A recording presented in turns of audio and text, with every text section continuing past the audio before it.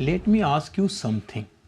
When is the last time you sat down to do something meaningful, like work, study, a project you actually care about, and just couldn't? Not because you were tired, not because you didn't have time, but you wanted to more. That feeling has name, and that is not your laziness or your weakness kinds of things.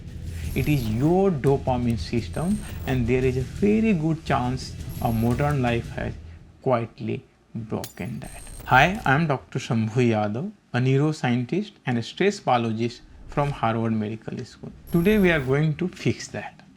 We are talking about what dopamine actually is, how it works in your brain, why the world around you systematically hijacking that, and most importantly, what the evidence actually says you can do about that. So let's get into it.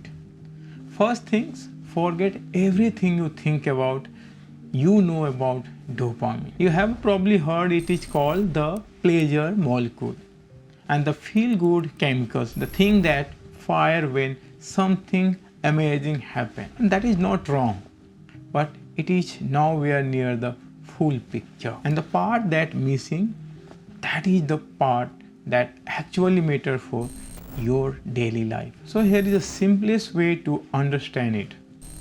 Dopamine is not your brain liking chemical. It is your brain's wanting chemical. It doesn't make you enjoy things. It makes you pursue them.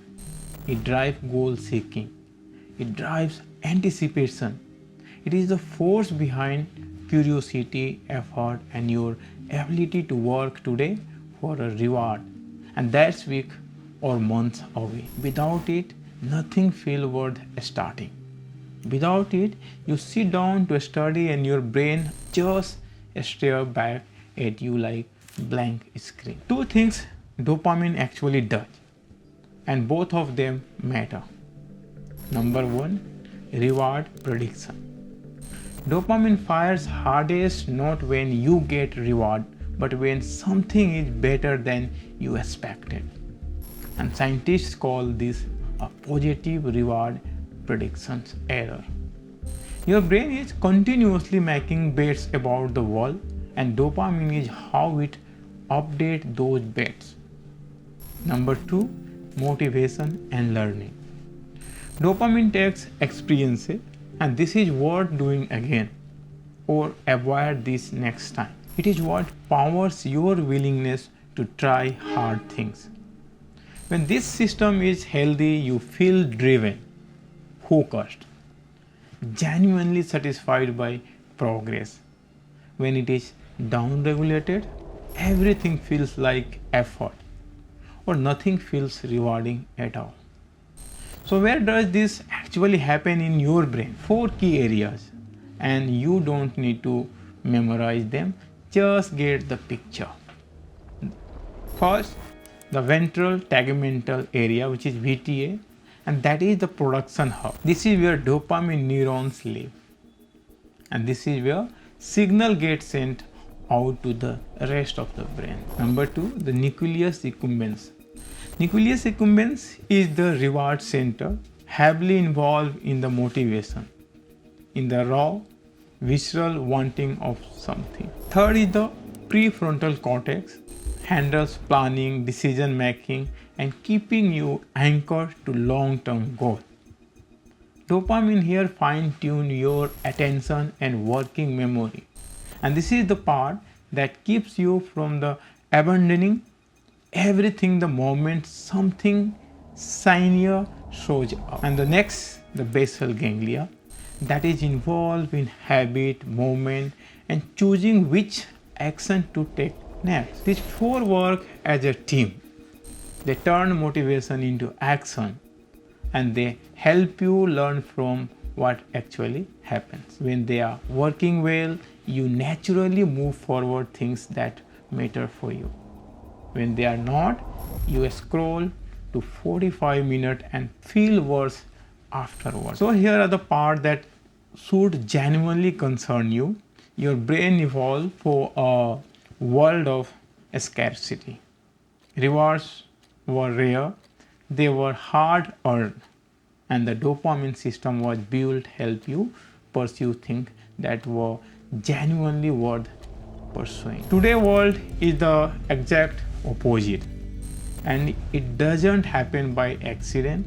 It was engineered deliberately. Social media and short form video, infinite novelty, variable reward, social validation, all firing in the loop that never resolve. Gaming with loot boxes, levels, instant feedback, and ultra processed food spiking your blood sugar and triggering rapid dopamine release. And then there is the basal noise, which is notification, emails, tabs, news. Your brain switching contexts every few minutes, never settling long enough to go deep on anything. So what does your brain do in response to all of this? It adapts. Your basal dopamine gets dialed down, and suddenly the things that used to feel satisfying, like reading a book, focus work, and real conversation, feel flat, boring, not worth the effort. You haven't changed, your calibration has. And this hijacking creates three specific problems. And if you have ever felt chronically unmotivated, you have probably experienced all three. First, the reward predictions error. When everything around you is hyper stimulating, ordinary life cannot compete. Your brain stops bothering to release dopamine for every day, every task, because they don't register as worth it anymore. Number two, tolerance. Frequent big spike causes your receptor to down-regulate.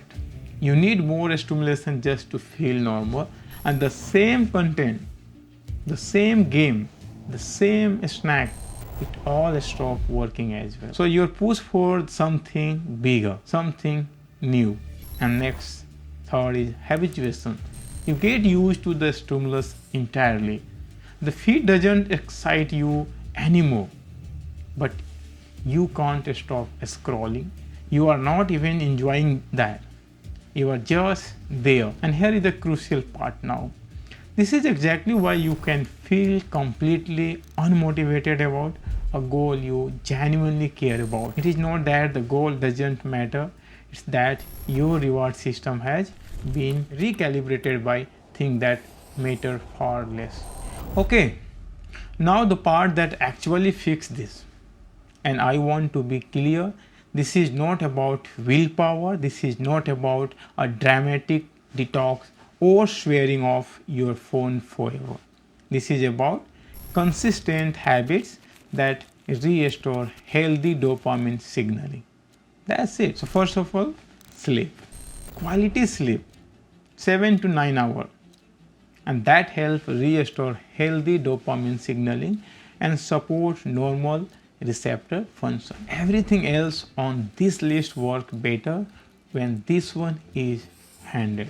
Next, exercise, especially resistance training and the zone 2 cardio.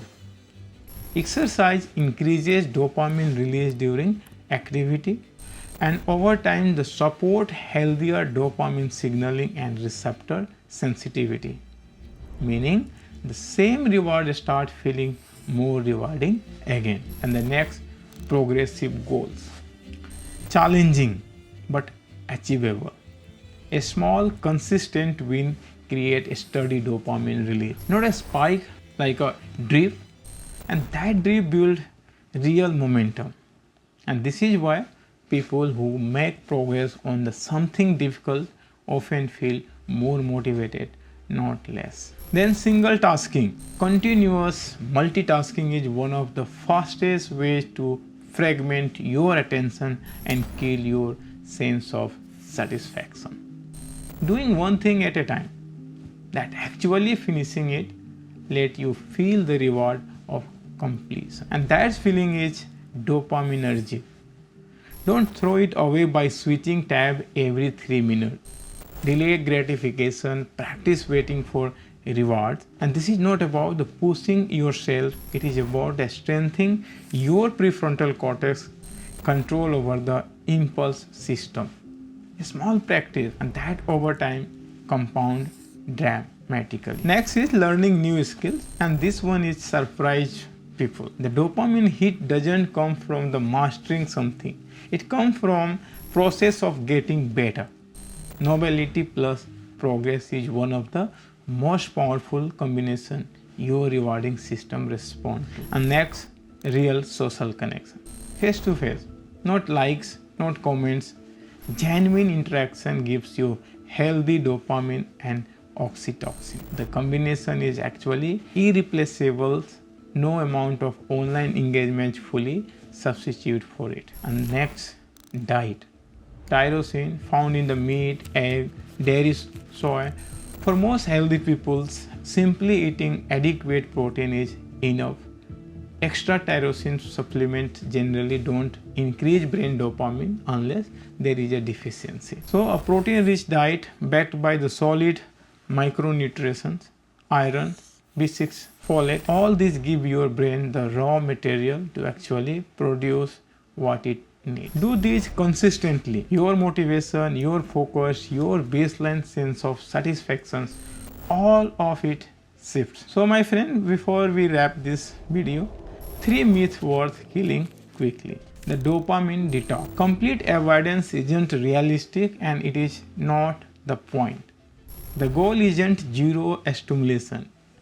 It's a balanced stimulation, and strategic reduction in the healthy stimulating activities gives ordinary experience a chance to become rewarding again, especially first things in the morning, and that can meaningfully reset your sensitivity.